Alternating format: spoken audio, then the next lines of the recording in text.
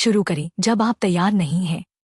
यह शक्तिशाली सलाह स्टीवन प्रेसफील्ड द्वारा दी गई है, जो हमारे डाइव को उनकी transformative book do the work में सेट करती है। कभी सोचा है कि प्रोक्रास्टिनेशन को कैसे कॉन्कर करें और अपनी क्रिएटिव पोटेंशियल को सेट फ्री करें? इस वीडियो में आप प्रैक्टिकल स्ट्रैटेजीज डिस्कवर करेंगे जिससे आप रेजिस्टेंस को ओवरकम करके अपने गोल्स को अचीव कर सकते हैं। हम इस किताब से 5 प्रमुख की लेसन्स को अनरावल करेंगे जो दिखाएंगे कि सेल्फ डाउट को कैसे साइलेंस करें, डिस्कम्फर्ट को अपनाएं और सफलता की राह पर केंद्रित रहें। अंत तक जुड़े रहें क्योंकि हम इस किताब से 5 जीवन बदलने वाले लेसन्स को अंत में रिवील करेंगे। यदि आप मानसिक बाधाओं से मुक्त होकर अपने जीवन में प्रगति करना चाहते हैं तो यह वीडियो आपके लिए है, जिसे आप मिस नहीं करना चाहेंगे। तो स्वागत है बुक ज्ञान में, जहां हम पेजेस को पाथवेज में बदलते हैं प्रॉब्लम सॉल्विंग के लिए। डू द वर्क एक शॉर्ट बट स्ट्रॉन्ग बुक है जो पाठकों को क्रिएटिव ब्लॉक्स को ओवरकम करने और अपने गोल्स की ओर एक्शन लेने में मदद करती है। Steven Pressfield, the war of art और अन्य बेस्टसेलर्स के लेखक आर्ग्यू करते हैं कि सफलता की सबसे बड़ी बाधा एक इंटरनल फोर्स है जिसे वे रेजिस्टेंस कहते हैं। इसमें सभी फियर्स, एक्सक्यूजेस और डिस्ट्रैक्शंस शामिल हैं जो हमें अपना बेस्ट काम करने से रोकते हैं। प्रेसफील्ड हमें दिखाते हैं कि इस दुश्मन को कैसे पहचाना जाए और कॉन्कर किया जाए ब्राइट एग्जाम्पल्स और प्रैक्टिकल एडवाइस के माध्यम से। किताब का कोर मैसेज यह है कि हमारे सपनों को प्राप्त करने का एकमात्र तरीका है कि हम डे आफ्टर डे बैठें और काम करें, चाहे वह कितना भी चैलेंजिंग क्यों न हो। इस सिंपल बट पावरफुल प्रिंसिपल को अपनाकर प्रेसफील्ड मानते हैं कि कोई भी अपनी क्रिएटिव पोटेंशियल अनलॉक कर सकता है और ऐसा काम कर सकता है जो सच में मायने रखता है। आइए इस ट्रांसफॉर्मेटिव बुक के कुछ प्रमुख आइडियाज और स्ट्रैटेजीज को एक्सप्लोर करें। भाग 1, रेजिस्टेंस को समझना। डू द वर्क में सेंट्रल कंसेप्ट है रेजिस्टेंस का आइडिया। प्रेसफील्ड कहते हैं कि रेजिस्टेंस एक क्लेवर, इविल फोर्स है जो अराइज होती है जब भी हम कुछ मीनिंगफुल या चैलेंजिंग करने की कोशिश करते हैं। वे कहते हैं कि रेजिस्टेंस सबसे toxic force on the planet है। यह अनहैप्पीनेस की जड़ है जो पॉवर्टी, डिजीज और इरेक्टाइल डिसफंक्शन से भी ज्यादा है। हार्वेस्ट करने के लिए रेजिस्टेंस हमारी स्पिरिट को डिफॉर्म करता है। यह हमें स्टंट करता है और हमें कम बनाता है जो हम हैं और जो हम पैदा हुए थे।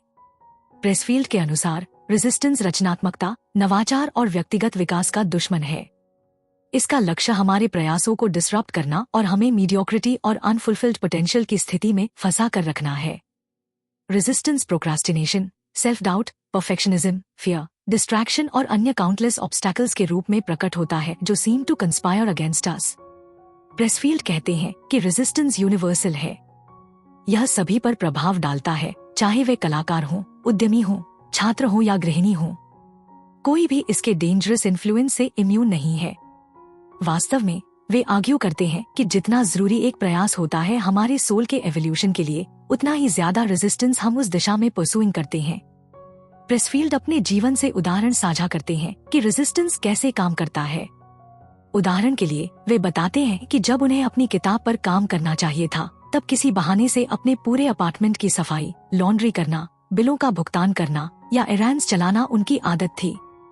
वे उस फियर और सेल्फ डाउट की भी बात करते हैं जो उन्हें परालकृत कर देता था, जिससे अनंत प्रोक्रास्टिनेशन और परियोजनाओं को समाप्त करने में देरी होती थी।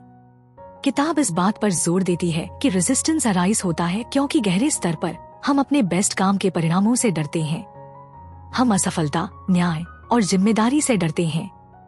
प्रेसफील्ड कहते हैं कि रेजिस्टेंस हमेशा झूठ बोलता है और हमेशा फुल ऑफ शिट है। यह आपको कुछ भी बताने की कोशिश करेगा कि आप अपना काम करने से रुक जाएं। रेजिस्टेंस फियर है, लेकिन रेजिस्टेंस इतना चालाक है कि यह खुद को नेकेड फॉर्म में नहीं दिखाता। क्यों? क्योंकि अगर रेजिस्टेंस हमें स्पष्ट रूप से दिखाता है कि हमारा खुद का डर हमें अपना काम करने से रोक रहा है, तो हमें इस पर शेम महसूस हो सकता है। और शेम हमें डर का सामना करने के लिए कार्रवाई करने के लिए प्रेरित कर सकता है। रेजिस्टेंस को ओवरकम करने का पहला कदम सिर्फ यह पहचानना है कि यह मौजूद है। प्रेसफील्ड आर्ग्यू करते हैं कि यह अवेयरनेस अलोन अत्यंत सशक्त होती है। जब हम समझ जाते हैं कि नकारात्मक विचार और सीमित विश्वास जो हमें होल्ड बैक कर रहे हैं, वे सच नहीं है बल्कि रेजिस्टेंस का प्रोडक्ट हैं, तब हम उन्हें सामना करने और इसके बावजूद कार्रवाई करने में सक्षम हो जाते हैं।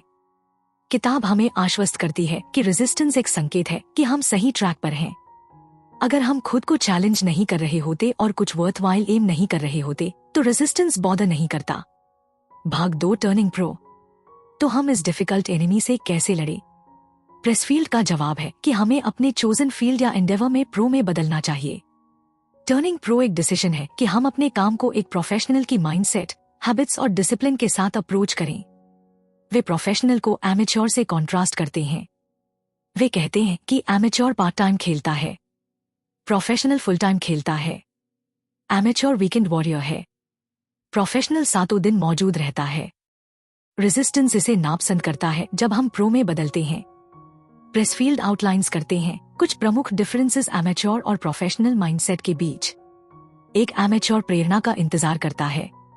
प्रोफेशनल हर दिन उपस्थित होता है और काम करने के लिए तैयार रहता है, चाहे कुछ भी हो दो। एमेच्योर डर और आत्मसंदेह से रुक जाता है। प्रोफेशनल डर को महसूस करता है और एक्शन लेता है। एमेच्योर सोचता है कि उसके पास पूरी दुनिया का समय है। द प्रोफेशनल लंबे समय के लिए इसमें रहता है और असफलता को प्रक्रिया का एक हिस्सा मानता है। प्रो में बदलने के लिए हमारी सबसे गहरी वर्क को प्रायोरिटाइज करने की विलिंगनेस चाहिए।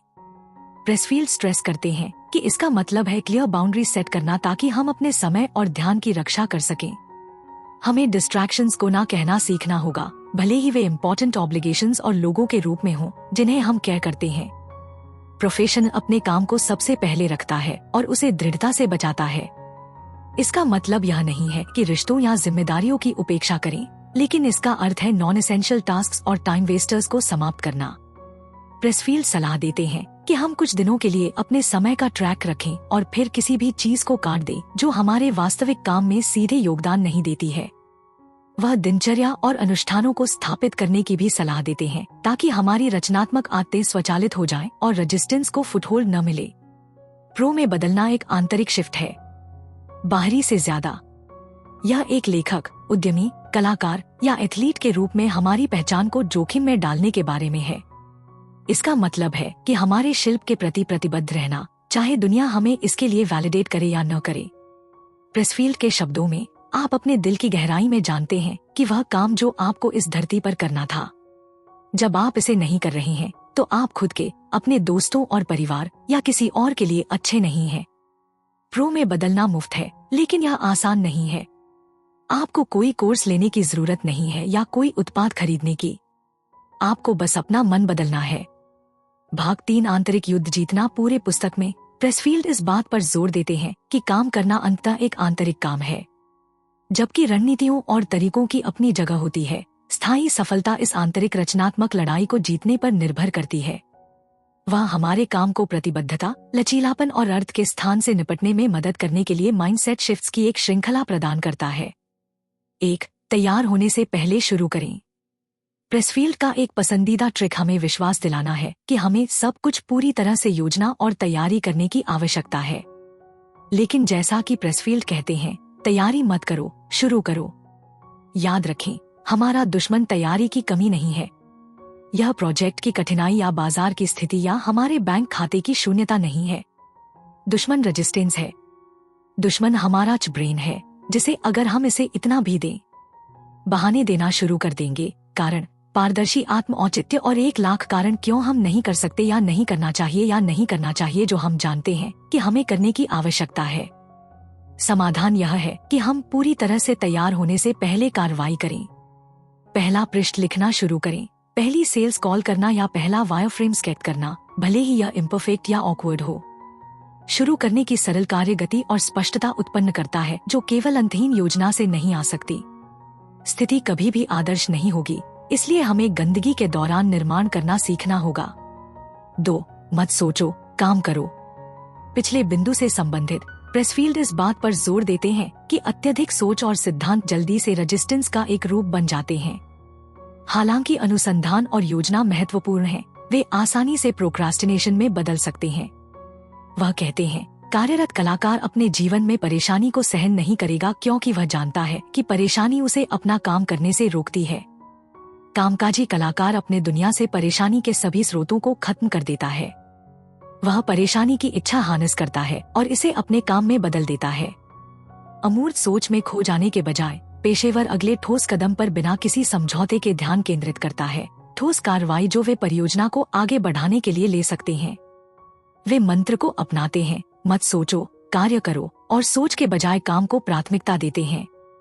क्रिया की ओर यह पूर्वाग्रह बिना किसी बुद्धि के या बिना बुद्धि के कार्य करने का अर्थ नहीं है, लेकिन केवल यह सुनिश्चित करना है कि हम रचनात्मक प्रक्रिया के सक्रिय भाग में अपनी अधिकांश ऊर्जा का निवेश कर रहे हैं, न कि निष्क्रिय विश्लेषण में। 3. असुविधा को अपनाएं। अक्सर अविश्वसनीय रूप से असुविधाजनक, चुनौतीपूर्ण, सार्थक काम करना हमें अपनी सीमाओं पर धकेल दिया जाता है। हम अपनी खुद की कमी का सामना करते हैं और दैनिक आधार पर अनिश्चितता और संदेह के साथ काम करने के लिए मजबूर होते हैं। वह तर्क देता है कि यह न केवल अपरिहार्य है बल्कि प्रक्रिया का एक आवश्यक हिस्सा है।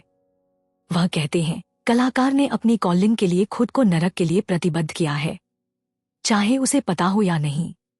वह अलगाव, अस्वीकृति, आत्मसंदेह, निराशा, उपहास, अवमानना और अपमान के आहार पर भोजन करेगा।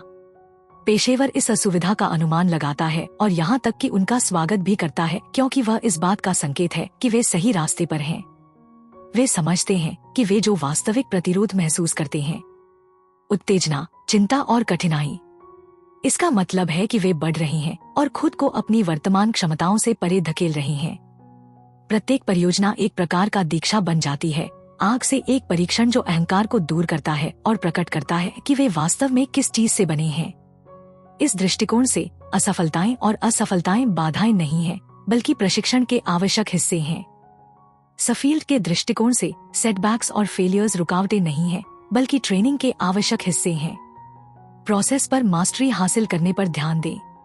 प्रेसफील्ड ने बाहरी रिजल्ट्स और रिवॉर्ड्स पर अत्यधिक ध्यान केंद्रित करने के खिलाफ चेतावनी दी है। उनका तर्क है कि फेम, फॉर्चून या क्रिटिकल अक्लेम जैसे आउटकम्स पर ध्यान केंद्रित करना केवल एंजाइटी और डिसअपॉइंटमेंट को बढ़ावा देता है। प्रोफेशनल अपने काम पर ध्यान केंद्रित करता है और रिवॉर्ड्स को आने देता है या न आने देता है, जैसा भी हो। प्रोफेशनल के लिए काम और रिवॉर्ड दोनों एक ही जगह से आते हैं और वह जगह उनके अंदर है। इंस्टेड ऑफ रिजल्ट्स पर ऑब्सेस होने के बजाय प्रोफेशनल डेली प्रोसेस में प्यार करता है।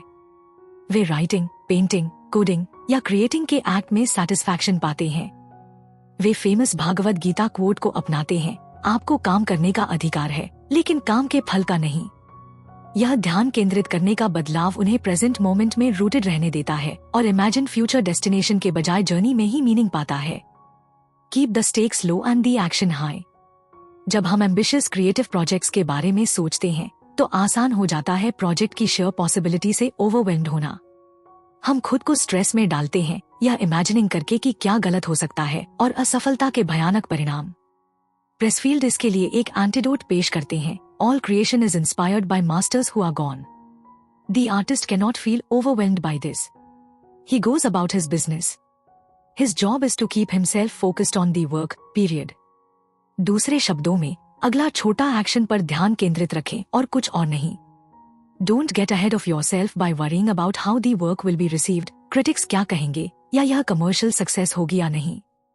बस इमीडिएट टास्क पर ध्यान केंद्रित करें, अगला सेंटेंस लिखना, अगला प्रॉब्लम सॉल्व करना या अगला पैनल स्केच करना। By keeping the stakes low in our own mind, हम रेजिस्टेंस को बाईपास कर सकते हैं और क्रिएटिव मोमेंटम को बनाए रख सकते हैं जो नेसेसरी है फिनिश करने के लिए। At the same time, high action रखते हुए मतलब यह है कि हम अपना एनर्जी डालें जो हम कंट्रोल कर सकते हैं, जो एफर्ट हम काम में हर दिन लाते हैं।